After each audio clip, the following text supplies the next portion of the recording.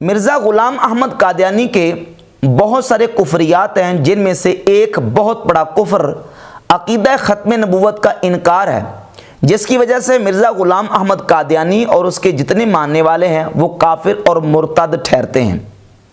अब ये बात पीछे रह जाती है कि मिर्ज़ा ग़ुलाम अहमद कादियानी वो वहाबी था कि सुन्नी, गैर मुक़ल्लिद था या कि मुक़ल्लिद। जब उसने अक़ीदा ख़त्म नबूवत का ही इनकार कर दिया तो अब चाहे वो अपने आप को सुन्नी कहे, अपने आप को हनफी कहे, अपने आप को बरेलवी कहे, जो मर्जी कहता फिरे, उसका इस्लाम के साथ कोई ताल्लुक नहीं है। अब मिर्ज़ा जेलमी क्या करता है कि मिर्ज़ा जेलमी ने मिर्ज़ा ग़ुलाम अहमद कादियानी को हनफियों के साथ जोड़ने की कोशिश की कि तो ये हमारे ही हनफी भाई हैं, तो कादियानी आज की डेट में हनफी हैं, और कहा कि मिर्ज़ा ग़ुलाम अहमद कादियानी ये हनफियों का हनफी भाई है, यानी मिर्ज़ा ग़ुलाम अहमद कादियानी सुन्नी हनफियों का हनफी भाई है, जबकि खुद हमें इल्ज़ाम दे रहा है और खुद मिर्ज़इयों को कादियानियों का अपना भाई करार देता है। कुछ कादियानी भाई कुछ अरसा पहले आए थे, कई अपने बयानात में इसने ये कहा है कि मेरे पास चंद कादियानी भाई आए। कादियानी भाई जब वो ख़त्म नबूवत के अकीदे के मुनकिर हैं, रसूलुल्लाह सल्लल्लाहु अलैहि वसल्लम के आखिरी नबी होने के मुनकिर हैं, तो उनको भाई कहने का क्या तुक बनता है? कादियानियों को वही बंदा भाई कहेगा जो परले दर्जे का बेदीन शख्स होगा, और ये काम जो है वो मिर्ज़ा जेलमी करता है, अपने बयानात में कादियानियों को अपना भाई करार देता है और इल्ज़ाम हमें देता है कि ये सुन्नी हनफियों का हनफी भाई है। जबकि अगर मिर्ज़ा ग़ुलाम अहमद कादियानी के अकायद व नज़रियात को देखा जाए, अकीदे के एतबार से मिर्ज़ा ग़ुलाम अहमद कादियानी वो वहाबी फ़िक्र से ताल्लुक़ रखता था। मैं उसकी एक मिसाल पेश करता हूँ। मसलन वहाबी फ़िरका उसको कहते हैं जो मोहम्मद बिन अब्दुल वहाब नजदी को मुजद्दिद मानता है और मोहम्मद बिन अब्दुल वहाब नजदी के अकायद व नज़रियात की तस्दीक और तौसीक करता है। उसके अकायद व नज़रियात को मानने वाले उनको वहाबी कहा जाता है। अब जब हम देखते हैं मिर्ज़ा जेलमी को एक तरफ रखें और मिर्ज़ा ग़ुलाम कादियानी को दूसरी तरफ रखें, मिर्ज़ा जेलमी ने बाकायदा एक पूरा क्लिप रिकॉर्ड करवाया है मोहम्मद बिन अब्दुल वहाब नजदी मुजद्दिद, यानी मोहम्मद बिन अब्दुल वहाब नजदी को मिर्ज़ा जेलमी ने मुजद्दिद माना हुआ है। और इस मसले में मिर्ज़ा ग़ुलाम अहमद कादियानी मिर्ज़ा जेलमी का भाई है। क्यों? इसलिए कि मिर्ज़ा कादियानी भी मोहम्मद बिन अब्दुल वहाब नजदी जो कि फ़िरका वहाबिया के बानी थे, उनको 12वीं सदी का मुजद्दिद मानता है। यह किताब है असले मुसफ़्फ़ा। कादियानी खुदा बख्श की किताब असले मुसफ़्फ़ा, जिस किताब की मिर्ज़ा ग़ुलाम अहमद कादियानी ने तस्दीक की हुई है, और इस किताब को मिर्ज़ा ग़ुलाम अहमद कादियानी ने बाकायदा मुकम्मल तौर पे सुना हुआ है। इसकी पहली जिल्द है, सफ़ा 165 पर 12वीं सदी के मुजद्दिदीन का जिक्र किया, और 12वीं सदी के मुजद्दिदीन में मोहम्मद बिन अब्दुल वहाब नजदी को पहले नंबर पर रखा है। मोहम्मद बिन अब्दुल वहाब नजदी को 12वीं सदी के मुजद्दिदीन में शुमार किया। मिर्ज़ा ग़ुलाम कादियानी भी मोहम्मद बिन अब्दुल वहाब नजदी को 12वीं सदी का मुजद्दिद मानता है, और मिर्ज़ा जेलमी भी मुजद्दिद मानता है। तो इब्ने अब्दुल वहाब नजदी को मुजद्दिद मानने में मिर्ज़ा जेलमी और मिर्ज़ा कादियानी दोनों आपस में क्या है? भाई भाई हैं, दोनों आपस में शरीक हैं, दोनों आपस में भाई भाई हैं। और फिर हिंदुस्तान में वहाबी तहरीक के सरखेल इस्माइल देहलवी, जिनके बारे में एहसान इलाही ज़हीर ने बरेलवियत किताब के सफ़ा 197 पे लिखा है कि वहाबी तहरीक के सरखेल शाह इस्माइल शहीद रहमतुल्लाह अलैह, ये इस्माइल देहलवी जो तक़वियतुल ईमान किताब के मुसन्निफ़ हैं। ये किताब तक़वियतुल ईमान जो कि अल ममलिकतुल अरबिया और रियासतुल आमा लिशाउनिल मस्जिद हराम वल मस्जिद नबी, ये मस्जिद हराम और मस्जिद नबी से जो किताब तक़वियतुल ईमान छाप के प्रिंट करके शाया की जाती है, इस किताब के मुसन्निफ़ इस्माइल देहलवी, और ये किताब दारुस्सलाम से यही तक़वियतुल ईमान छपी है। और ये अल ममलिकतुल अरबिया सऊदिया सिलसिलतु तौइयतिल हुज्जाज, जो हाजियों को फ्री तकसीम की जाती है किताब तक़वियतुल ईमान, ये वो नुस्खा है, और ये दारुस्सलाम का नुस्खा है। इस किताब के मुसन्निफ़ इस्माइल देहलवी को इसी किताब असले मुसफ़्फ़ा की पहली जिल्द सफ़ा नंबर 165 पर 13वीं सदी के मुजद्दिदीन में शुमार किया गया। तो मोहम्मद बिन अब्दुल वहाब नजदी को भी कादियानी मुजद्दिद मानते हैं, इस्माइल देलवी को भी मुजद्दिद मानते हैं। अकीदे के एतबार से कादियानी वो वहाबियों को प्रमोट करते हैं, और ये जो इस्माइल देलवी और इब्ने अब्दुल वहाब नजदी कादियानी इनको पूरा पूरा मुजद्दिद तक तस्लीम करते हैं, मुजद्दिद मानते हैं। और इब्ने अब्दुल वहाब नजदी को मुजद्दिद मानने में मिर्ज़ा जेलमी और मिर्ज़ा कादियानी दोनों आपस में भाई भाई हैं। इसके अलावा इस्माइल देलवी को सीरतुल महदी की जिल्द नंबर 1 सफ़ा नंबर 573 पर मिर्ज़ा ग़ुलाम कादियानी के बेटे बशीर अहमद एमए ने 573 पर लिखा है कि मिर्ज़ा ग़ुलाम अहमद कादियानी इस्माइल देलवी को शहीद को अहलुल्लाह और बुजुर्ग समझते थे। यानी इस्माइल देलवी जो कि फ़िरका वहाबिया के और वहाबी तहरीक के सरखेल हिंदुस्तान में, उनको मिर्ज़ा ग़ुलाम अहमद कादियानी बुजुर्ग और वलीउल्लाह मानता था। तो अब इस एतबार से, अकीदे के एतबार से मिर्ज़ा का वहाबी होना बिल्कुल वाज़ेह हो जाता है। अच्छा, इसके साथ एक और बात मैं ऐड कर दूं, खुद मिर्ज़ा इस बात को माना है, मिर्ज़ा ने कहा है कि जो कादियानी है ना, कादियानी वो तौहीद में इतने पक्के और सख्त हैं। वो कहते हैं मुशरिक तो नहीं है, वो किसी दरबार में नहीं जाते हैं, किसी झंडे को सलाम नहीं करते, किसी कब्र के आगे नहीं झुकते। वो कहते हैं यार ये बरेलवी देवबंदी तो है मुशरिक, शिया भी बहुत शिरक करते हैं।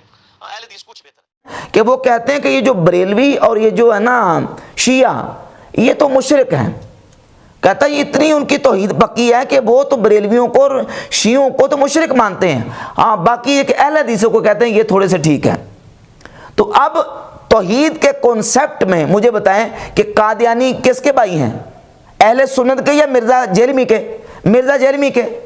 मोहम्मद बिन अब्दुल वहाब नजदी को मुजद्दिद मानने में भी कादियानी मिर्ज़ा जेलमी के भाई हैं, और तौहीद के कॉन्सेप्ट में भी कादियानी मिर्ज़ा जेलमी के भाई हैं।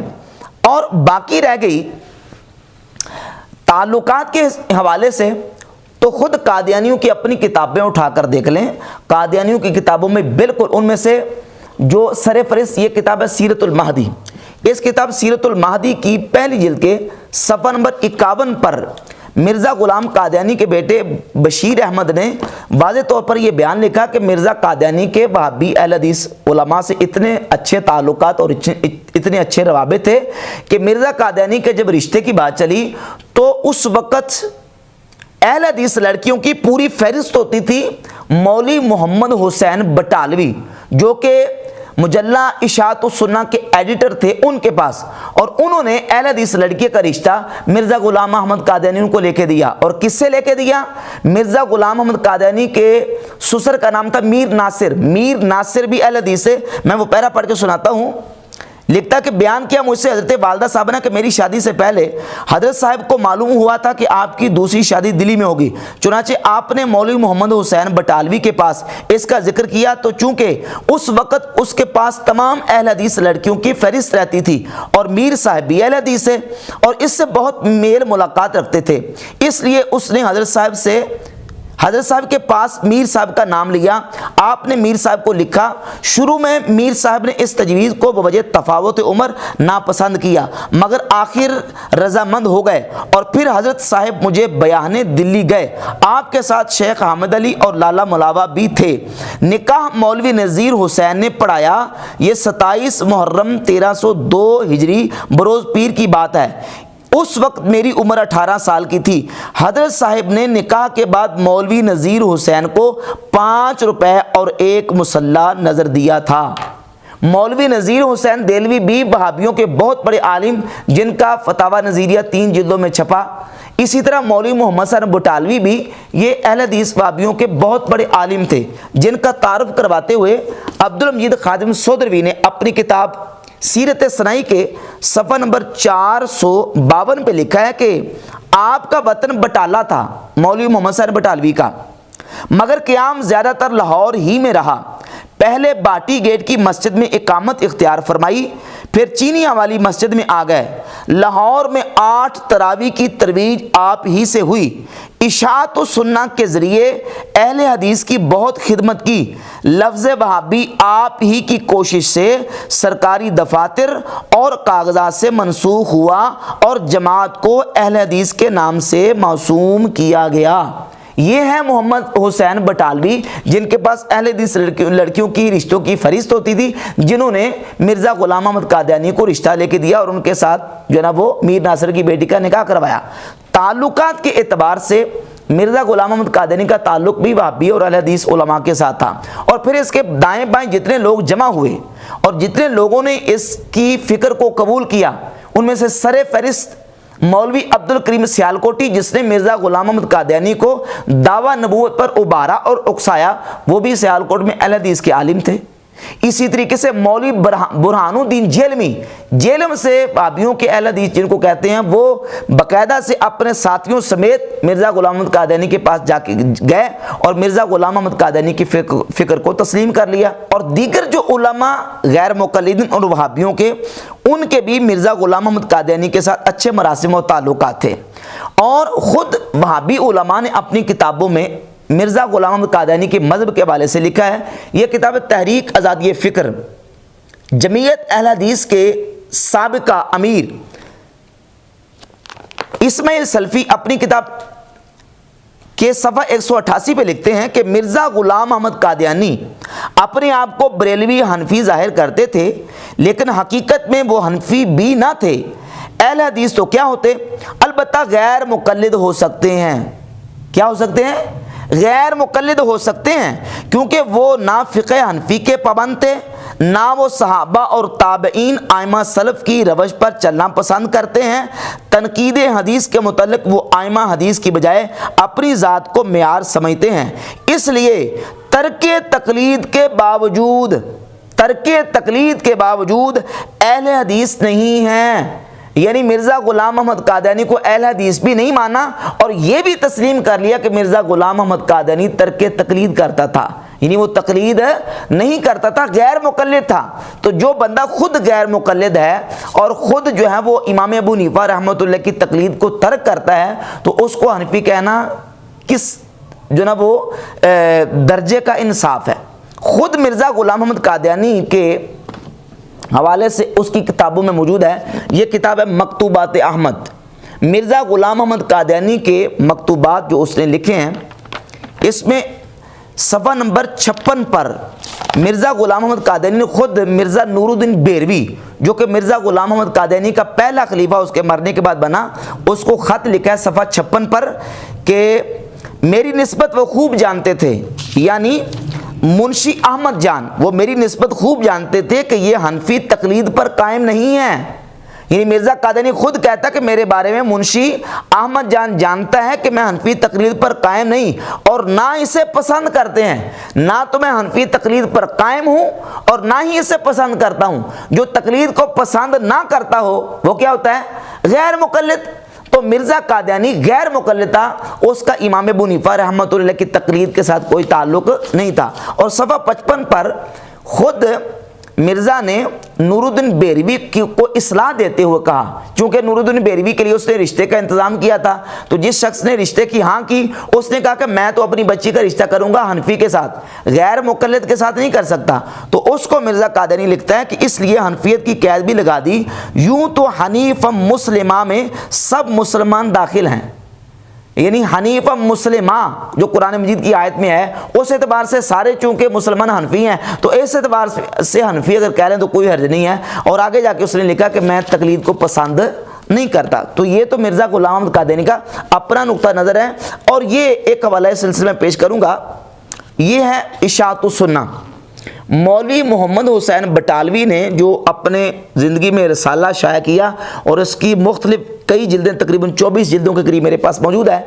इसकी जिल्द नंबर 14 के सफ़ा नंबर 148 पर मौलवी मोहम्मद हुसैन बटालवी ने मिर्ज़ा कादियानी के बारे में लिखा है कि कादियानी को अहले हदीस समझने वालों, सोचो कि वो इस सवाल के साथ अहले हदीस कहला सकता है। यानी उस वक़्त लोग खुद गैर मुक़ल्लिदीन और अहले हदीस उलमा मिर्ज़ा कादियानी को अहले हदीस समझते थे, लेकिन मौलवी मोहम्मद हुसैन बटालवी ने उसका इनकार किया और सफ़ा नंबर 246 पे जाके लिखा कि कादियानी अहले हदीस क्या एक अदना दर्जे का मुसलमान भी नहीं। कादियानी अहले हदीस तो क्या एक अदना दर्जे का मुसलमान भी नहीं, बल्कि वो दर पर्दा जिंदीक छुपा मुर्तद है। वो अहले हदीस बनकर सादा लो अहले हदीस को जिंदीक बनाना चाहता है। क्या बनकर?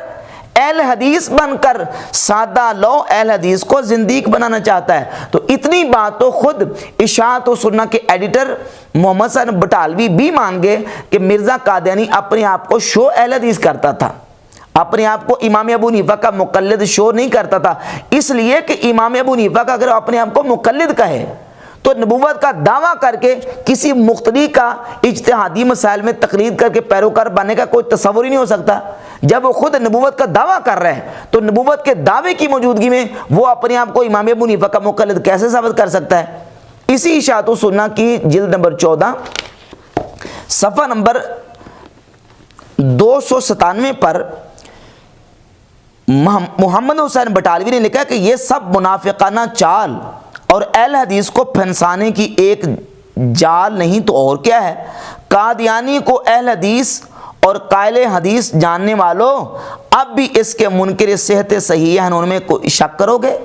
यानी उस वक़्त खुद गैर मुक़ल्लिदीन ये जानते मानते थे कि मिर्ज़ा ग़ुलाम अहमद कादियानी वो अहले हदीस है, लेकिन मौलवी मोहम्मद हसन बटालवी ने उसका इनकार भी किया और इकरार भी किया। ये इशाअत व सुन्ना की जिल्द नंबर 20 है और जिल्द नंबर 20 के सफ़ा 156 पर खुद लिखता है कि वो मिर्ज़ा ग़ुलाम अहमद कादियानी अपने आप को अहले हदीस कहता है। लिखता कादियान के प्रॉफिट ने गो डायरेक्ट बिला वास्ता और बसराहत ये दावा नहीं किया था कि मैं अहले हदीस हूँ, मगर उनके डायरेक्ट बवास्ता मशाहिर जमात खुद और प्रैक्टिकली अमली तौर पर यह साबित कर दिया था कि वो अहले हदीस था। मिर्ज़ा ग़ुलाम अहमद कादियानी और उसकी जमात ने अमली तौर पर यह साबित कर दिया था कि वो अहले हदीस था। और ये है मिर्ज़ा ग़ुलाम अहमद कादियानी का शागिर्द और उसका मुरीद डॉक्टर बशारत अहमद। उसने मिर्ज़ा ग़ुलाम अहमद कादियानी के हालात ज़िंदगी पर 2 जिल्दों में किताब लिखी है मुजद्दिद आज़म। मुजद्दिद आज़म की जिल्द नंबर 2 सफ़ा नंबर 917 पे लिखता है, खुद मिर्ज़ा ग़ुलाम अहमद कादियानी का बयान नकल किया कि याद रखें कि हमारी जमात बनिस्बत अब्दुल्ला के अहले हदीस से अक़रब है। यानी अब्दुल्ला चकड़ालवी की बनिस्बत हमारी जमात कादियानी ये अहले हदीस के ज़्यादा करीब है और अब्दुल्ला चकड़ालवी के बेहुदा ख्यालात से हमें कुछ भी मुनासबत नहीं। ये सारे हवालाजात बिल्कुल वाज़े तौर पर ये बात साबित करते हैं कि मिर्ज़ा ग़ुलाम अहमद कादियानी का हनफियत के साथ कोई ताल्लुक़ नहीं था। हाँ, अलबत्ता ये है कि वो अपने आप को अहले हदीस ज़रूर शो करता था और तकलीद तो बिल्कुल उसका कोई तसव्वुर ही नहीं करता था। बल्कि इस हवाले से एक मैं हवाला पेश करूंगा, वो इसलिए कि जो मोहम्मद हुसैन बटालवी है ना, वाहबी आलिम, ये अपने आप को हनफी अहले हदीस कहता था। ये है फतवा अहले हदीस। फतवा अहले हदीस की जिल्द नंबर अव्वल और सफ़ा नंबर 108 पे मौलवी अब्दुल्ला रोपड़ी ने लिखा है कि मौलाना मोहम्मद हुसैन बटालवी मरहूम जिस माना से हनफी अहले हदीस कहलाए, इस माना से तकलीद शख्सी की शरई हैसियत कुछ नहीं रहती, क्योंकि अहले हदीस के साथ हनफियत के इजाफा का सिर्फ ये मतलब है कि जो मसला कुरान व हदीस से ना मिले इसमें अपनी राय से किसी इमाम का कौल ले लेना बेहतर है। और हिंदुस्तान में चूँकि हनफी मज़हब ज़्यादा मुरव्वज है, इसलिए उन्हीं की मुआफ़क़त उनको अनसब मालूम हुई। तो ख़ुद इशाअत व सुन्ना के एडिटर मौलवी मोहम्मद हुसैन बटालवी भी अपने आप को हनफी अहले हदीस कहते थे। तो ये सारे दलाइल वाज़े करते हैं कि मिर्ज़ा ग़ुलाम अहमद कादियानी जो ना वो अकीदे में बिल्कुल वाबी था और फ़िकी मसाइल में वो गैर मुक़ल्लिद था। रफ़ा दैन हो या फ़ाता खल्फ़ल इमाम, इन तमाम मसाइल में वो अपना नुक्ता नज़र और मौक़िफ़ जो है वो अपने नज़रिए और अकीदे के मुताबिक रखता था, इमाम अबू हनीफ़ा की तक़लीद में नहीं। यही वजह है कि ये सीरतुल महदी के पहली जिल्द के सफ़ा नंबर 147 पर यह बात वाज़े तौर पर लिखी है मिर्ज़ा के बेटे ने कि हम अहमदियों में हज़रत साहब के ज़माना में भी और आपके बाद भी यह तरीक़ अमल रहा है कि इन बातों में कोई एक दूसरे पर गिरफ्त नहीं करता। बाज़ आमीन बिल जहर कहते हैं, बाज़ नहीं कहते, यानी ऊंची आमीन। बाज़ रफ़ा यदैन करते हैं, अक्सर नहीं करते। बाज बिस्मिल्लाह बिलजहर पढ़ते हैं, अक्सर नहीं पढ़ते। और हज़रत साहब फरमाते थे, यानी मिर्ज़ा कादियानी, कि दरअसल ये तमाम तरीक़ हज़रत सल्लल्लाहु अलैहि वसल्लम से साबित हैं। तो वो मिर्ज़ा ग़ुलाम अहमद कादियानी के बयान के मुताबिक रफ़ाइदन करते भी थे, नहीं भी करते, ऊंची आमीन कहते भी, नहीं भी कहते। और बाकी रह गई फातिहा खल्फ़ुल इमाम। तो फातिहा खल्फ़ुल इमाम यानी इमाम के पीछे सूरत फातिहा पढ़ने के मसले पर मिर्ज़ा ग़ुलाम कादियानी बाकायदा से अपने मुरीदों को और अपने मानने वालों को बाकायदा इसकी तरगीब देता था कि तुमने इमाम के पीछे सूरत फातिहा पढ़नी है। इसी किताब के सफ़ा नंबर 564 पे मौजूद है कि खाकसार अर्ज करता है कि फातिहा खल्फ़ुल इमाम वाली बात तो हज़रत साहिब से मुतवातिर साबित है, यानी इमाम के पीछे फातिहा पढ़ने वाली बात जो है वो मिर्ज़ा कादियानी से मुतवातिरन साबित है कि वो इसकी तरगीब देता था। अब यहाँ मिर्ज़ा जेलमी ये कहता है कि वो बाकी रफ़ाइदा नहीं करता था, फातिहा खल्फ़ुल इमाम पढ़ता था, सिर्फ उसमें हनफियों से उसका तफर्रुद था। भाई हनफियों के साथ तफर्रुद क्यों था? इसलिए कि वो हनफी था ही नहीं, वो अपने ज़हन के मुताबिक अमल करता था। इसी तरह वो रफ़ाइदैन के मसले में भी अपना जो नज़रिया है वो अपने ज़हन के मुताबिक अमल करता था।